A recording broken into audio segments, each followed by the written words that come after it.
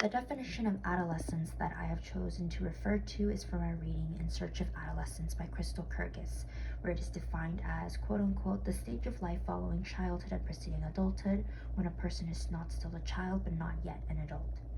There are some challenges when it comes to agreeing on a definition for adolescence due to cultural differences we can observe. For example, the subjective experiences of a teenager going through adolescence can differ from that in a Western culture than in a non-Western culture. Because the ways of living are different across the globe, it is difficult to pinpoint an exact definition that can apply to everyone. In addition, socioeconomic status may also influence the types of experiences that a teenager is able to experience. For example, teenagers who are in a lower class may not have access to the same opportunities and resources available to teenagers who are in the upper class. Due to these influences that can lead to completely different versions of adolescence, it's challenging to come up with a blanket term. To the question whether adolescence is nothing more than a social construct, I say yes and no. Like race or gender, adolescence is a social construct because we have given it that meaning and we react accordingly. However, it is more than a mere construct, as it does have a biological basis. Physically growing up and puberty are biological changes that accompany adolescence. For my definition of adolescence, I said it is the period between childhood and adulthood. Furthermore, it is the journey that we embark on in order to make sense of ourselves and our identity and how we are going to prepare for and approach the beginning of adulthood. It is when we are exposed to many different changes and opportunities that ultimately influence the adult that we are bound to become. The textbook says that adolescence starts with puberty, and the bodily and brain changes can start as early as age 8 and can end at age 24.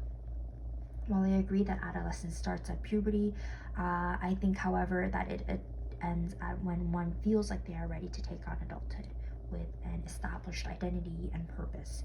And the process is not the same for everyone.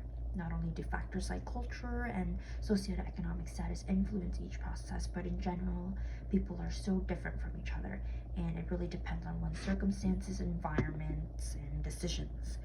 I tried to keep my concept as universal and general as possible so that a majority of individuals can relate. However, my definition is bound to be based off of what I've personally experienced.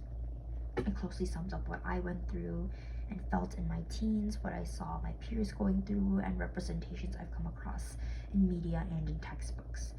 Some challenges that I foresee for future generations of my definition is that the world is constantly evolving, and I cannot say with certainty that my definition will still stand for the future.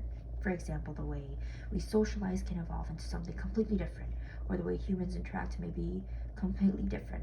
And in addition, the living conditions and the responsibilities that come with adolescence now may be altered or completely replaced in future generations. So I cannot say that this definition or any definition of adolescence will be 100% applicable in the future.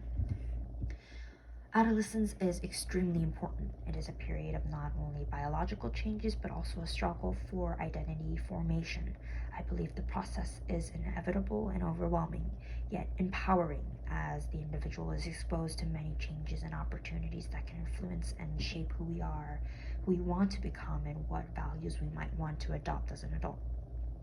I think in general the roles that society gives to teenagers can be one of free experiment, where the teen has the role of finding themselves, or a role of confusion where the teen experiences difficult challenges and obstacles to overcome. An expectation may be for them to mature, to sort of step out of their child identity and to evolve into what they want to become. But another expectation can also be to embrace who they are and what they want to do. A responsibility that adolescents have is to find their way. No one can find their identity for them or experience adolescence in their stead. So while it's important for society to enforce roles and hold expectations in order to guide them, it's also imperative that they trust the individual will be able to find their own sense of self and the type of adult that they want to become. This too varies by culture. For example, in my Korean American culture, my role was slightly different. I had to be a good student regardless and not be distracted by things that normally happen during puberty, and to mature without causing any trouble to anyone else. While culture does influence the kinds of expectations and responsibilities that adolescents come across, I think that the overall picture is the same, and that is for adolescents to safely find their way to adulthood and everything that comes with it.